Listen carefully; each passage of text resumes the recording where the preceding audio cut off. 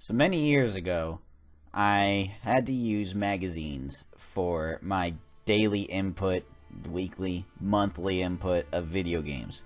See, the internet was out back then, and it was crap because it was pretty much dial-up. Luxury was DSL, where you could go online and still talk on the phone. Right? That's pretty old. I hope you guys never had to worry about that. But anywho, it was a magazine that was like called Games Tech. Now, I'd already gotten my magazines that I usually get for the month, but I needed more. The magazine had a lot of generic stuff that was from all the other magazines, but this one was different. It was a little bit more pricey because it came with a DVD! Not this one! This is Paint Pro.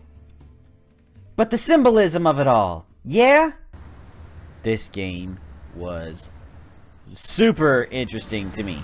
Because here you are in France, just minding your own business, having a cup of tea when... What? What? Oh! Okay! We're gonna go there already, huh? Yeah, so little Kyle, being like 13 or 14 when he sees this trailer, is kind of going nuts because there's... Oh gosh, that person ate it real hard. What is going on? You just saw all these people dying by these samurai-looking monsters? Demons? I didn't know what they were. And go figure, here comes one of my favorite actors and the beginning of Kyle's lifespan. That's right, Jean Reno. I love Jean Reno from a certain movie that will not be named. No croissant? Non, monsieur. Shut up. Jean Reno is amazing. Go watch The Professional. Now, aside from Jean Reno, there was another Japanese actor that was in this game, and I did not know who he was. However, it started showing the gameplay, and man, did this look cool. I couldn't help but notice that this was the third game, and I hadn't even looked at the other two. What was I getting into? What was this game about? All I knew was that this game looked pretty cool. And in my old days, that's all I really needed for me to get a game. And I was really happy because when I got this game, it was fun, it was fluid, it was one of the first character action games that I really ever got to play. And quite frankly, the weapons in this game are amazing. There was all of Jean Reno's were whips and whip based, but you had different styles of it, kind of like Ivy's sword. And then Samanosuke had all the other weapons that were blades and dual swords and glaives and really cool flashy moves. You also got to play as this girl, but it didn't really matter. All that really mattered was playing as the main two characters, because quite frankly, it was an amazing game. One that I might take a look into later on for another Nostalgia Reborn, but who knows when an Onimusha is going to be made again. So aside from Onimusha 3, there were so many other trailers, and it was really hard to top that one. But there was another one on there. It was another game that changed my life, and that game was Devil May Cry 3! This game looks so cool with the... Okay, we're not going to do that again.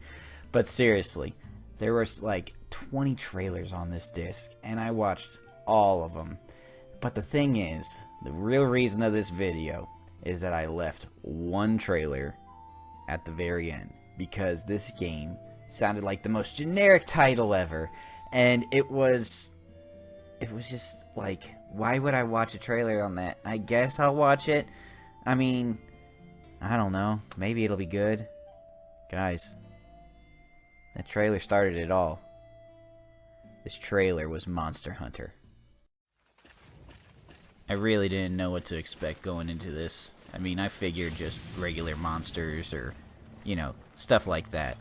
But what I was graced with were a bunch of characters wearing different types of armors, and is that like a jawbone on his back? What is this? The music was really good though, and very serene, calm. And then I saw this dinosaur and fishing, and I really didn't know what this game was about, but it looked great. Out of nowhere though, the music picks up and you see them kind of stalking something. Little cat. What is this?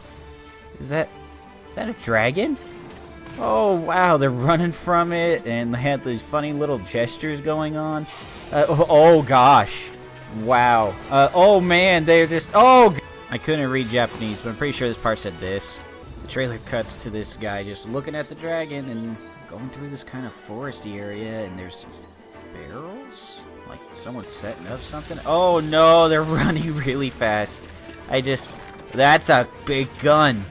What is going... Okay. Wait, are they, is it time to hunt the monsters? Oh, wow!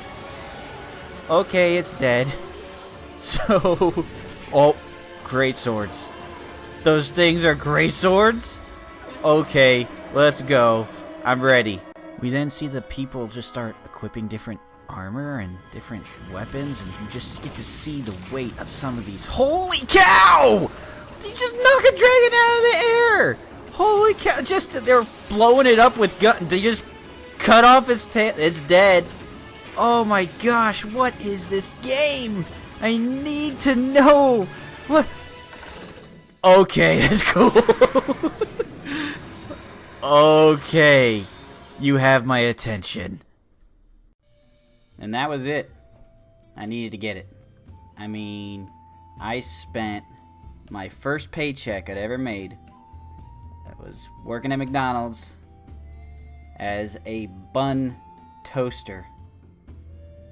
But it was worth it, because that time after I got that first paycheck only twice a month, I went to my local GameStop that was in the middle of the mall. I went in there and I saw Monster Hunter, and I got it. Without any sort of internet connection. That was rough playing by yourself. But I still had it. And it was just an amazing thing. So why don't we take a look at the first part? The game opens up with cutscenes that lie to you, as most intros do.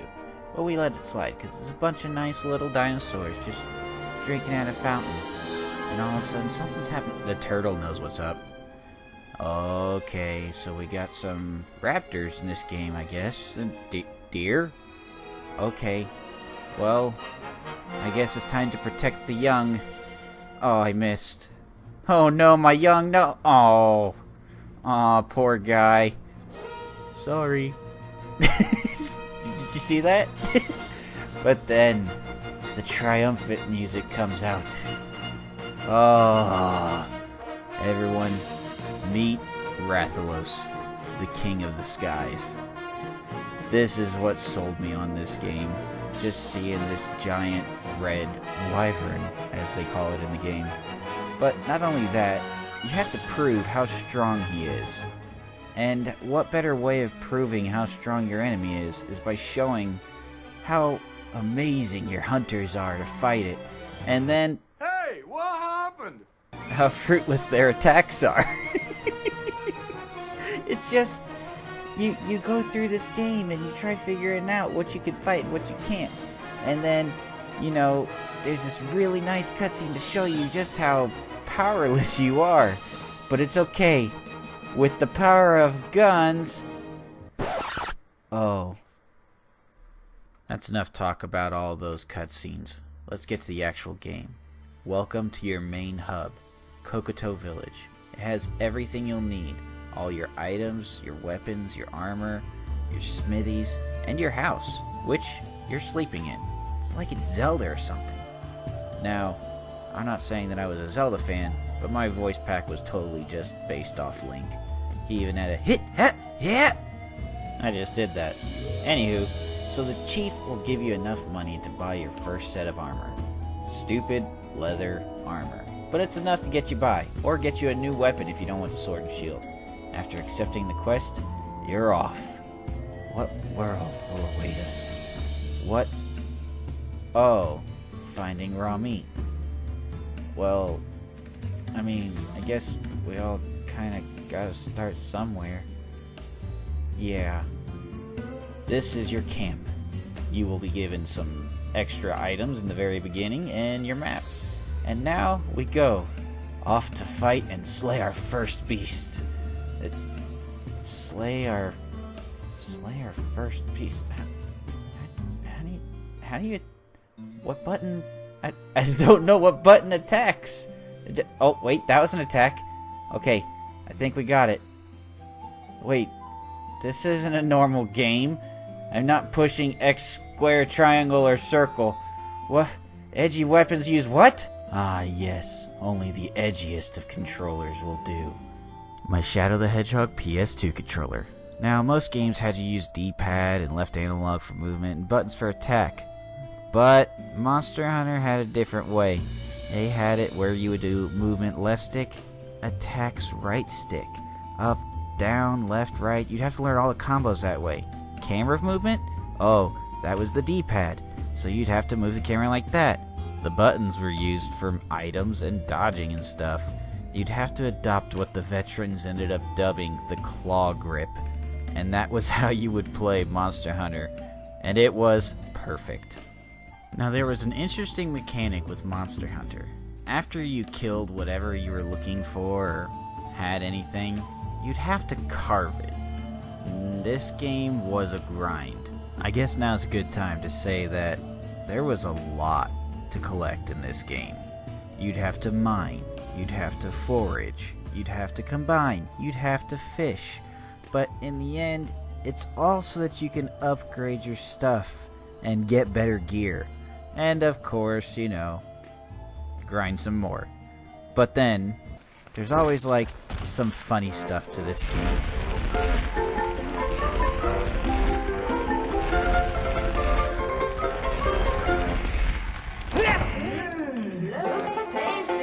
Yep. Silliness and foraging aside, you have the real reason of this game. The monsters. And hunting all of them. Monster Hunter had a good way of easing you into this process. You'd start by fighting smaller monsters, boss versions of them, and work your way up to the actual fights, the wyverns. Now, there's some that you'd have to fight that look kind of funny looking actually, like this Kutku. He was the entry-level boss that you had to fight, and you'd start learning new patterns, attacks that he would have. Learn when to dodge, learn when to block, learn when to attack, and just take him out. And it was a good way to kind of tutorialize you, while also penalizing you. It was a very rough process to get past this wall that the game sets you up with. But once you started learning and actually reacting to him as a monster, you would slay him and get your first carves. As I said before, there's a lot of carving in Monster Hunter. It's part of the grind. But when you get to kill those monsters and get these materials, you start making armor and weapons that look a lot like the monsters that you've been killing. You get the attributes of them, making your character stronger. There were no levels in this game. There still aren't any. And the only progression that you have is your weapons and your armor progressively getting stronger via killing stronger opponents, thus making you stronger. You see where this is going? Now, it still had this barrier of, now that I've killed these monsters, I have to worry about the newer monsters. But your skill is improving. And it didn't matter if you had the worst set of armor or the best set of armor. It was all determined by your skill, because even with the best armor, you could die to a small mistake that you've made. And it didn't really matter, because in the end, you start growing as a character and as a player. You start besting these monsters in the way that you've grown and wanted to learn. I can't tell you how rewarding it is to have this beast that was once just toppling over you and seemed invincible to start limping in front of you, and finally, as you've just done all you can, they die at your feet and you're able to progress even farther. By the end of the game, when you've proven yourself a hunter among all hunters, you're given the strongest of quarries, Elder Dragons. These are not to be trifled with. In the first game, this was your end game boss, Lao Shan Lung. Literally the moving mountain. He was a force to be reckoned with. But you know what? You've upgraded your skill, your weapons, your armor, all by the sweat of your brow, or I guess controller. But still, this monster, even though he's a moving mountain, is nothing compared to what you can do. You can even jump on his back and carve him while he's still alive. That's a thing. Even though he didn't have a lot of attacks, he did a ton of damage to you. If he stepped on you, you were dead. If he hit you with his tail, you were dead. This lumbering giant was definitely a powerful foe. Yet, it didn't matter, because at the end, there was a calm before the storm. And you wait as he comes to the fortress. What's that? What's that you hear, my friends? That is right. This is what I live for with Monster Hunter. The victory music. Monster Hunter 1 wasn't really a story-driven game. Yet, in this mission, Lao Shanlung is marching towards the City of Heroes, your home. And you are the last line of defense to stop him. And it's just this music added to the scenery of him constantly approaching the town. And just, you're trying to stop this force of nature from wrecking your home. What can you do? Use the Dragonator. That's right. The greatest weapon a hunter has against an elder dragon. Oh, it's just such a great thing to see the monster quell at the spear tip of justice. Sorry, I got a little too into it. The music does that to me. But with some luck, you'll be able to repel it. With better luck, you'll be able to kill it. And in the end of the day, you get more materials for more armor and more weapons just to do it all over again. And that was just Monster Hunter 1. There have been so many more Monster Hunters that have come out, and each one has had more features, more weapons, more items, more monsters. I can't go through them all, but let's just try going through just a little bit more of what the history was. Let's get serious for a sec. Monster Hunter is a huge series. There's been over 10 releases in America, not including spin-offs, and I've played all of them. There's no good way for me to go through each and every one and tell you every single nuance. There's just not enough time, and I'm not going to do that much work. But seriously, this game has evolved so much in the past years. Every game added something new. New monsters, new weapons, new weapon types. Just, there's always been something. The biggest problem you could say is that it's been on so many different systems. It's been on PS2, 3DS, Wii, and Wii U. And it's been on PlayStation 3, the PSP. Xbox even had its own Monster Hunter MMO. This series is one of Capcom's greatest selling platforms, I guess you could say, that's just always been doorbusters in Japan. It's system seller. It's just, Monster Hunter is crazy, and it's also kind of funny that it's never really taken off too well in America. That might be just the fact that it's, in the past years, it's been on 3DS and stuck there for a while. It's kind of a hampered system, something that doesn't really show off the glory of these cutscenes. I mean, every Monster Hunter has had a different cutscene that shows off just nature versus man, and man stepping to the challenge. It's just crazy. The thing with Monster Hunter, though, is that even though you might have to fight something by yourself, you're never really alone.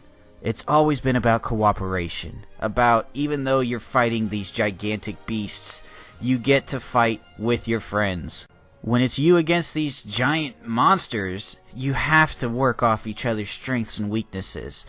Ranged weapons might not be able to do that much, but when paired with people that can take the aggro away from them, they can do status ailment and big damage.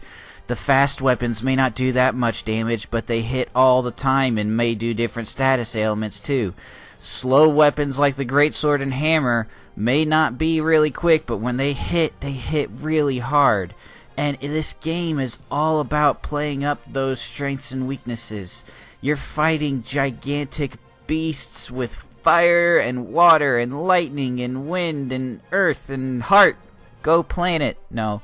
I can't tell you how many friends I've gotten to play Monster Hunter with just the sole fact of all of us working together to take down one foe that alone may be even more difficult, but together it's just nothing. With that, we come to last year. An announcement was made for a brand new title developed by Capcom without a number, but a Monster Hunter nonetheless. When you think that they can't do any more, Capcom delivers with the grandiose of a humongous game, free of loading screens. The world seems alive, it seems interactable, it seems real. It just has these fantastic looking beasts. In a game where past titles usually looked like all the monsters were dragonoids, these look like an amalgamation of nature's worst creatures. And it's just crazy to see the creativity that they've done to the whole line of everything in this game. Everyone, this is Monster Hunter World, and it's looking to be the best one yet. Unlike the old titles, this one seems to be more of a story-driven game, where you take the role of the hunter yet again, but you're helping a new tribe, a new set of people, a new fleet. And it's just shaping to be a great game. I just don't know how to tell you how happy I am to see Monster Hunter take this turn. It's always been some sort of a niche game that no one could really get into unless you had friends helping you out. But this one seems to be a lot more friendly to the newcomers, to the people who want to try Monster Hunter. And it just, everything is seeming so grand and amazing. I just can't wait to play this game. But, you know, I didn't have to wait that long. I actually got my hands on the beta, and I got to try it out. So, before I get into all the other stuff of this game, I've been putting off something for a long time. The weapons. Now let's get into it. Please note, I am in no way, shape, or form a master of all these weapons. This is just an overview of the weapons you can use. And there's way more that I didn't even record, so let's get to them. We start with the sword and shield, a staple to Monster Hunter. The SNS is really quick, nimble, and with the ability to use items while guarding, it's pretty versatile. You have your blade combo. It's good for different attacks and different movements when the monster's on the go, but you really want to get those shield strikes in. Hitting in the head with a shield will make monsters stunned and can dizzy them. You also have a lunge back. It's good for getting away from the monster, but also you can slash into the air and come down with your sword. That will help you with mounting the monster. This can also be comboed in if you're in the air with circle to use your shield. The bashing attack is very strong and is good for more stun damage. The dual swords are an embodiment of fury itself, with the ability of dashing around, gathering demon mode, and going into an actual demon state. Your attack is never stopping. With a relentless barrage of different sword slashes, you fill up your own gauge to be able to use this demon mode even without stamina usage. After the bar is full, your dodge rolls become dashes, making your maneuverability even far greater. This weapon is one of my favorite in the Monster Hunter series, and when practiced, it can be a deadly force. Boasting both grace and attack, we have the Longsword. Slightly more hard to use than most weapons, but with good attack damage and elemental attributes. The Longsword has its own spirit gauge that when used with R2 will let you perform a combo that lets you have very cool moves along with the last hit giving you extra bars. Each bar that you fill for your longsword will make your attack go up even higher, going from white to gold and finally the red blade. Finishing a spirit attack with the red blade does massive damage. I cannot stress this enough. Added to Monster Hunter World, we have the new Fade Slash, a move that if you connect will launch you straight into the air and come down with the force of that. Oh, it's so good. Using the Fade Slash may use up a whole bar of spirit gauge, but if you connect, your gauge will actually replenish by itself, thus giving you more attacks for the spirit. The hammer is an unstoppable force with its momentum and destructive power. Though you give up the ability to cut tails off, using a hammer on the head of any monster will most definitely knock it out, making it easier to get more hits for you and your team. The added bonus of having the charge attack lets you be able to do massive force to the head, along with movement letting you have a hurricane attack that does many hits. Coupled with element and status, you'll definitely be doing some good moves. Boasting both raw damage and support, the hunting horn is the only weapon in the series that can provide buffs to your party members. It may be a little hard and unwieldy to use, but in the hands of a master, I've seen great things happen. I'm talking to you, Stitches. The true key to the hunting horn's power is unlocked with stacking your buffs in one go. Using your weapon while also playing different notes, it'll actually stack all of the songs together, and when you push R2, you'll be able to play each song once. As you play them, if you have all three of them stacked or more, you push R2 again and perform the encore, which gives buffed versions of the buffs. Master this and no party will turn you down. The ironclad defense of the lance is amazing. Boasting the highest defense power and blocking capabilities, this weapon may not deal the most damage, but is good for attacking in different areas. You can stay in the middle of the fray and attack certain times while blocking. Also, this weapon's the only weapon with a counterattack. If you see a big hit coming, stance down and do the counterattack right after to deal good damage.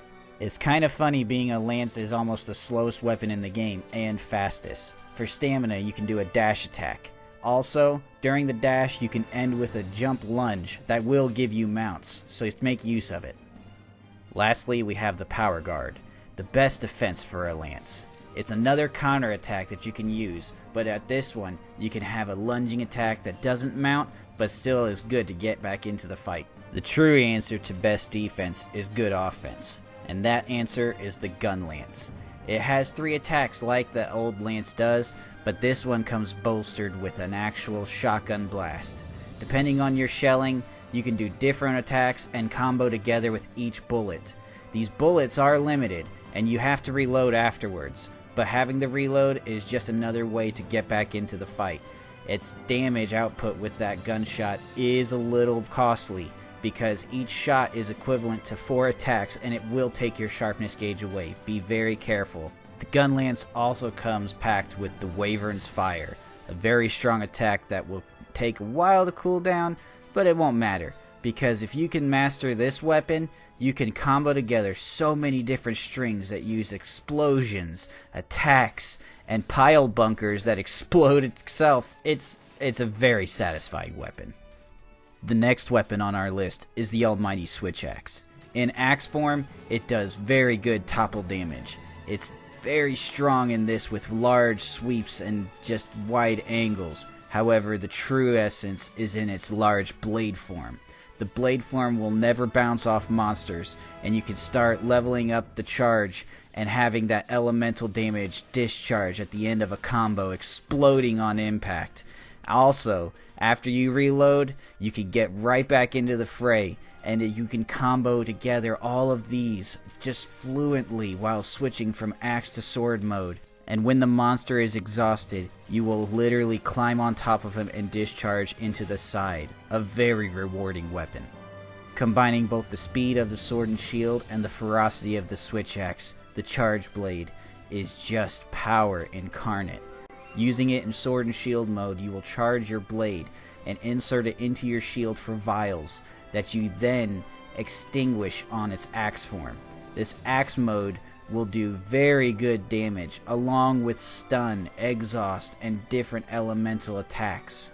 You can then take the files and insert them into the shield, making your shield glow. If you're able to combine both 5 vials and red blade, you can do the elemental discharge that is amazing damage and has very good range.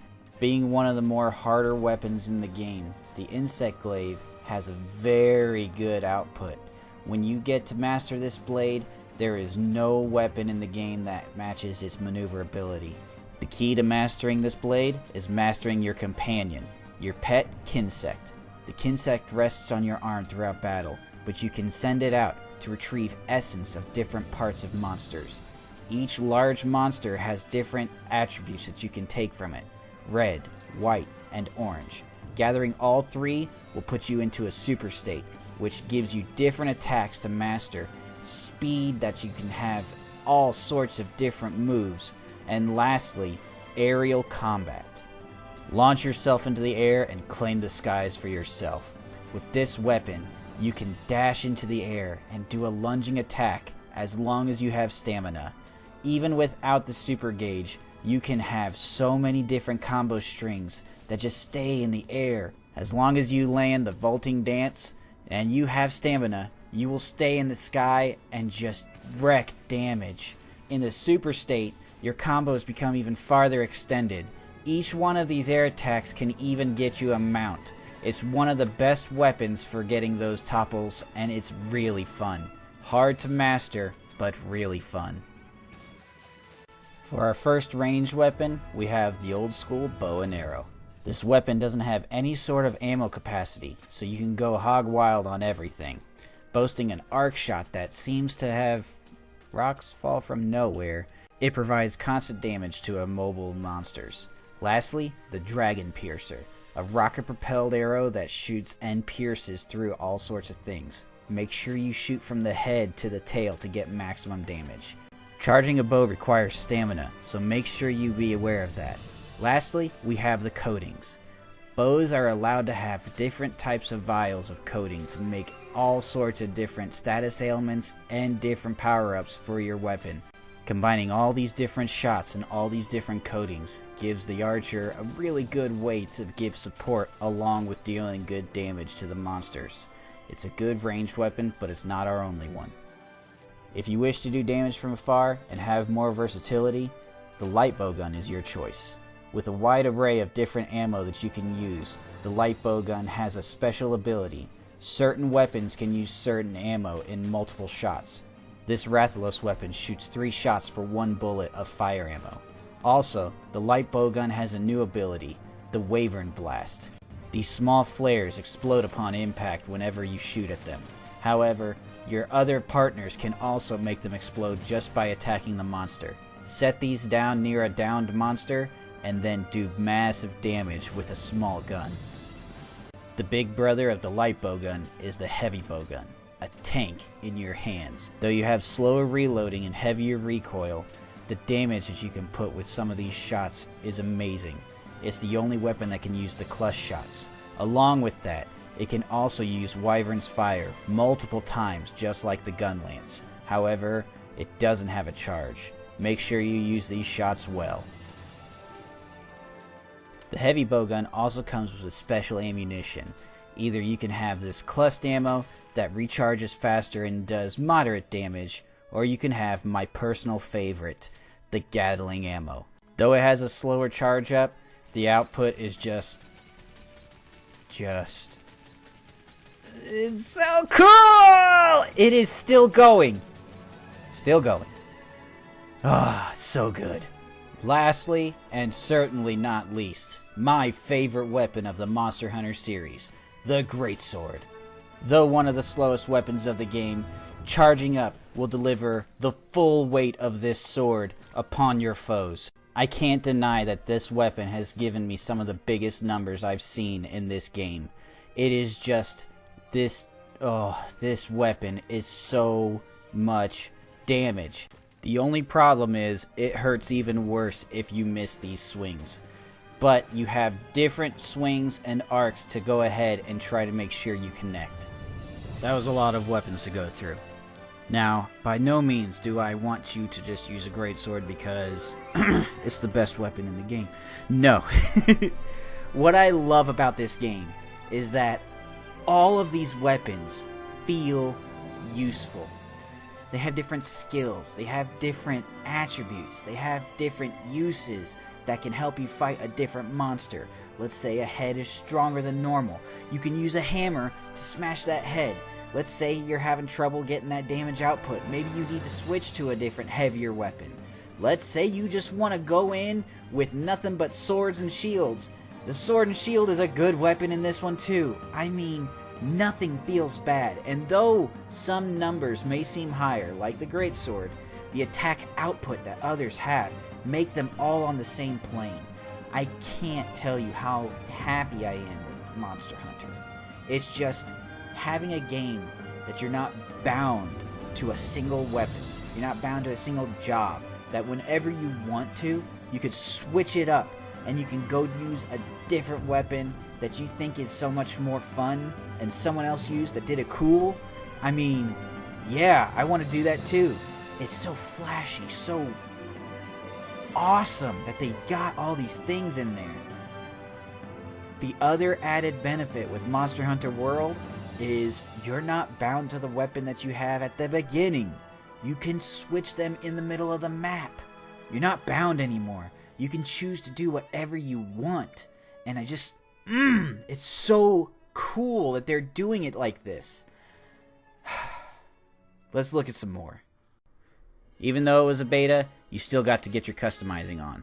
Even though there were 6 presets for each gender, you still got a good selection of what you'll be able to do in the final game. And it's big. Not only did you customize your character, you got to customize your kitties! The Palicos are your best friends. Treat them well. And it wouldn't be Monster Hunter without the armor. They let you choose a couple sets of armor, but let's be honest. There's this armor, this armor, this armor, this armor, and you even get armor for your kitty. But the only armor is King Knight armor. Oh, I love you, Shovel Knight. After you choose your armor and weapons, you start at your base. Your base of operations, your weapons, your food. Do all of it here. It's fun now. After that, track your monster down. For this mission, we had to fight the Great Jaguar. Good Lord! Holy crap! Oh, this abomination needs to end. And we end him with the Great... I missed. Missing aside, Monster Hunter hasn't changed. Learn your weapon. Learn your monster. Try to figure out what stops it, where you can get your damage in, and then take hold of everything. These monsters will not yield. The Great Jagrex was a good learning experience. He teaches you that some monsters have openings, some monsters will be easier than others, but quite frankly, he's just a punching bag that you get to have a little bit more fun than normal on.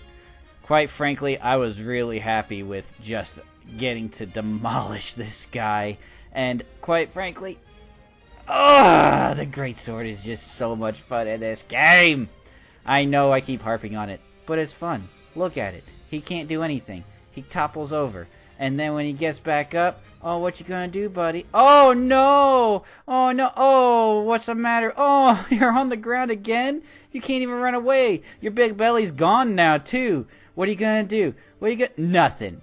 You got nothing. Because you're dead. And I did it. I feel good about it. I'm gonna wear you later. Trash talk aside, these monsters are learning experiences.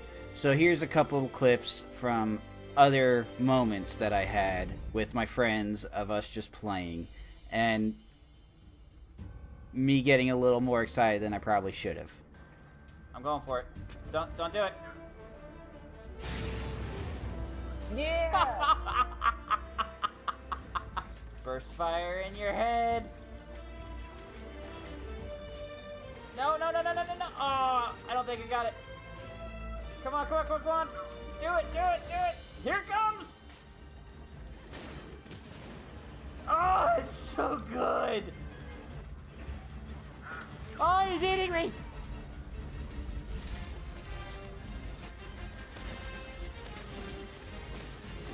Oh.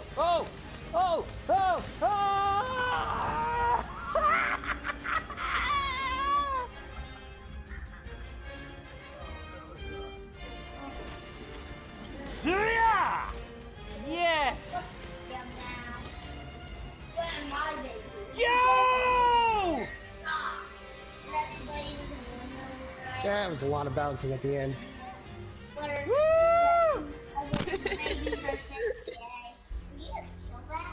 Yep. It did. Monster Hunter is, and will be, always one of my top favorite games. I just, the monsters in it, the fantasy, the ability to use all these different things, these forces of nature coming against you, and you toppling them as a hunter. It's just, this game is looking to be the best one of the series yet, and I just can't wait to play it. I don't have to wait long, because it's coming out soon. All I can do is tell you about my love of Monster Hunter and what it's meant to me in my life. Just how it's been such a cool game where me and my friends have interacted, hunted monsters, and just, it looked pretty cool doing it too. Now there's a new game that I get to do this with new friends, new playing, and just, I can't wait until this game's out. And that's about it. If I keep going with this, I'm just going to keep talking over and over and over about how much I love it. I love Monster Hunter. I hope that you enjoyed this video. I hope that you got to experience a little bit more of Monster Hunter's past. And I hope you play it. There's no other way I can end this. Until next time, always go onward.